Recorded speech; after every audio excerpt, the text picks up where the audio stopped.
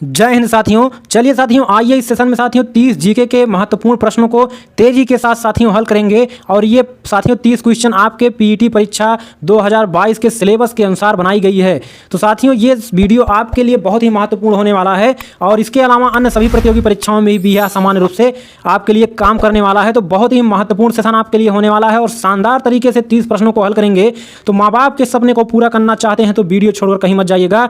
और साथियों चलिए शुरुआत करते हैं पहले प्रश्न से। भारत में राष्ट्रीय आय का आकलन सबसे पहले किसने किया? तो भारत में राष्ट्रीय आय का आकलन सबसे पहले किसने किया था? तो आपका ऑप्शन सही हो जाएगा ऑप्शन सी, दादा भाई नौरोजी। दादा भाई नौरोजी को साथियों ओल्ड मैन ऑफ इंडिया भी कहा जाता है। ठीक है, ओल्ड मैन ऑफ इंडिया भी कहा जाता है। और दादा भाई नौरोजी ने सबसे पहले ही यह बताया था कि किस तरह भारत का पैसा इंग्लैंड में जा रहा है। उन्होंने इस पर एक पुस्तक भी लिखी थी। तो इस तरह साथियों भारत में राष्ट्रीय आय का आकलन सबसे पहले किसने किया था? दादा भाई नौरोजी ने किया था। अगले प्रश्न की तरफ बढ़ते हैं साथियों। किसी देश का आर्थिक विकास किस पर निर्भर करता है? तो साथियों क्या वहाँ की प्राकृतिक संसाधन पर निर्भर करता है, बाजार के आयकर पर निर्भर करता है, पूंजी निर्माण पर निर्भर करता है? तो इन सभी पर निर्भर करता है। तो आपका ऑप्शन डी सही हो जाएगा, उपयुक्त सभी।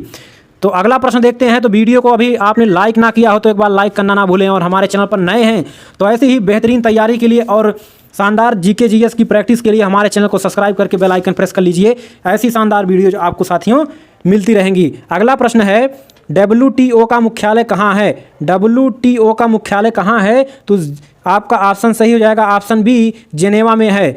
तो WTO का फुल फॉर्म साथियों क्या होता है? World trade organisation. World trade organisation होता है। तो इसका मुख्यालय कहाँ है? WTO का जेनेवा में है। अगला प्रश्न देखते हैं, मुद्रा आपूर्ति किसके द्वारा नियंत्रित की जाती है? तो मुद्रा आपूर्ति किसके द्वारा नियंत्रित की जाती है? तो आपका ऑप्शन सही हो जाएगा भारतीय रिजर्व बैंक के द्वारा। ऑप्शन आपका डी सही हो जाएगा। जो भारतीय रिजर्व बैंक है भारत का, उसके द्वारा ही मुद्रा का नियंत्रण किया जाता है। अगला है, भारत में सबसे ऊंचा जलप्रपात कौन सा है? काफ़ी महत्वपूर्ण प्रश्न है। तो आपका ऑप्शन सही हो जाएगा सी, जोग जलप्रपात। ठीक है, जोग जलप्रपात भारत का सबसे ऊंचा जलप्रपात है। अगला प्रश्न बन जाता है, जूट उत्पादन में सबसे प्रचुर प्रदेश कौन सा है? अर्थात जूट उत्पादन में पहले स्थान पर कौन सा प्रदेश है? तो आपका सही जवाब हो जाएगा पश्चिम बंगाल, ऑप्शन बी। ये सभी प्रश्न साथियों कई बार परीक्षा में आ चुके हैं तो इसको मैं इसलिए लेकर आया हूं क्योंकि बार बार जो दूसरी अन्य परीक्षाओं में पूछी जाती हैं वही आपका फिर उठाकर प्रश्न दे दिया जाता है दूसरी परीक्षाओं में। तो प्रीवियस ईयर के प्रश्नों को पढ़ना बहुत ही जरूरी होता है, आपने खुद महसूस किया होगा। अगला प्रश्न है, निम्नलिखित में से कौन से देश पाल्क स्टेट से जुड़े हुए हैं? ठीक है, पाल्क स्टेट से जुड़े हुए हैं। तो कौन से देश हो जाएंगे? भारत एवं श्रीलंका। भारत एवं श्रीलंका। तो ऑप्शन बी आपका सही हो जाएगा।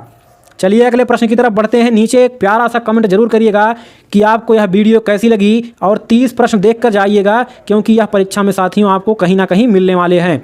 चलिए अगला प्रश्न है, भारत में किस राज्य को चावल का कटोरा कहा जाता है? तो चावल का कटोरा आपको किस राज्य को कहा जाता है? आंध्र प्रदेश को कहा जाता है। तो आपका ऑप्शन बी बिल्कुल सही जवाब हो जाएगा। अगला प्रश्न देखते हैं, पहली बार परमाणु बम कहाँ फेंका गया था? तो पहली बार परमाणु बम आपका हिरोशिमा शहर पर फेंका गया था, इसके बाद नागासाकी पर। ठीक है, जापान में। ठीक है, अगला प्रश्न है, ओजोन परत कहाँ पाई जाती है? ओजोन परत आपका साथियों समताप मंडल में पाई जाती है। ठीक है, तो आपका ऑप्शन डी सही हो जाएगा। काफ़ी महत्वपूर्ण प्रश्न है। और ओजोन परत की मोटाई किस में नापी जाती है? उसका मापन की इकाई क्या है? डाप्सन है साथियों। और ठीक है, तो आपका ऑप्शन डी यहाँ पर सही हो जाएगा कि ओजोन परत कहाँ पाई जाती है? समताप मंडल में। अगला है, महात्मा गांधी के राजनीतिक गुरु कौन थे? काफ़ी महत्वपूर्ण इंपॉर्टेंट क्वेश्चन साथियों, कम से कम 100 बार सभी परीक्षाओं में पूछा गया होगा, 100 बार। तो महात्मा गांधी के राजनीतिक गुरु कौन थे? तो आपका इसका सही उत्तर हो जाएगा गोपाल कृष्ण गोखले। ऑप्शन बी बिल्कुल सही जवाब हो जाएगा। अगला है, डेसिबल शब्द किससे संबंधित है? डेसिबल में क्या मापा जाता है? तो आपका ध्वनि मापा जाता है। आपका ऑप्शन सी बिल्कुल सही जवाब हो जाएगा।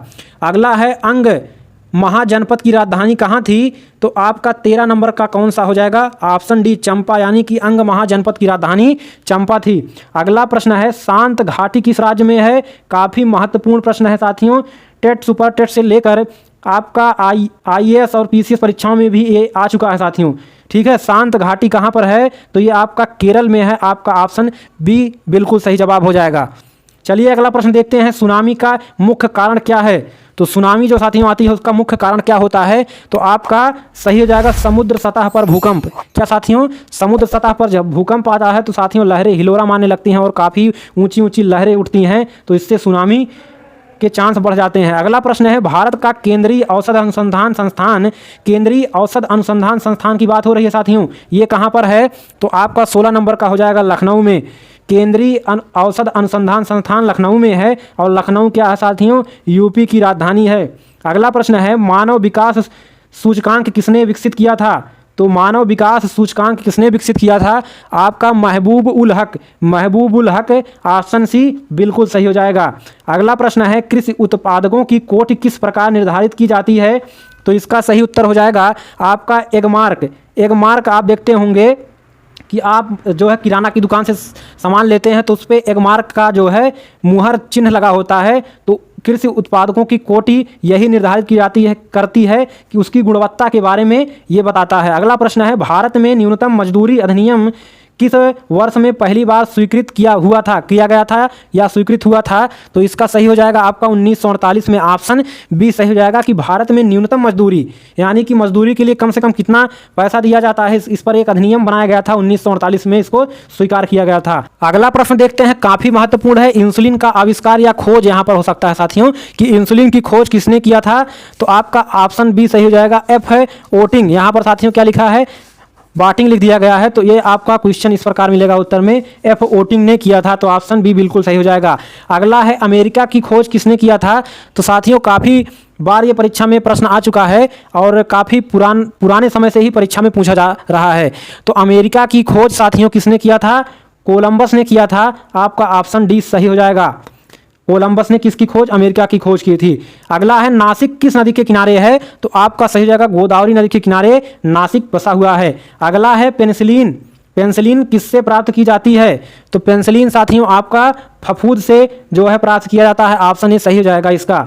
ठीक है, पेनिसिलिन की खोज किसने की थी, तो इसका कमेंट करके उत्तर जरूर बताइएगा। पित्त का स्रोत क्या है, पित्त का स्रोत क्या है, तो 24 का आपका ऑप्शन सही हो जाएगा, ऑप्शन डी यानी कि यकृत। ठीक है, तो आपका क्या प्रश्न था, पित्त का स्रोत क्या है, तो इसका उत्तर हो जाएगा यकृत। अगला है, निम्नलिखित में से कौन सा पक्षपात्र भूमि से वायु में जाने वाला पक्षपात्र है। ठीक है, तो 25 का आपका सही उत्तर हो जाएगा त्रिशूल। ऑप्शन ये बिल्कुल हो जाएगा कि जो त्रिशूल है ये ऐसा पक्षपात्र है जो भूमि से वायु में जाने वाला है। अगला है, किस देश में विक्रम संवत आधिकारिक कैलेंडर है, ये साथियों संवत है, तो विक्रम संवत किस देश में आधिकारिक कैलेंडर है, तो 26 का आपका हो जाएगा नेपाल में, ऑप्शन डी बिल्कुल सही जवाब हो जाएगा। गांधी जी द्वारा 1933 तक संपादित समाचार पत्र का नाम क्या था, तो 27 का आपका हो जाएगा यंग इंडिया। यंग इंडिया किसके द्वारा प्रकाशित किया जाता था, गांधी जी के द्वारा। 1933 तक यह समाचार पत्र गांधी जी द्वारा प्रकाशित होता रहा।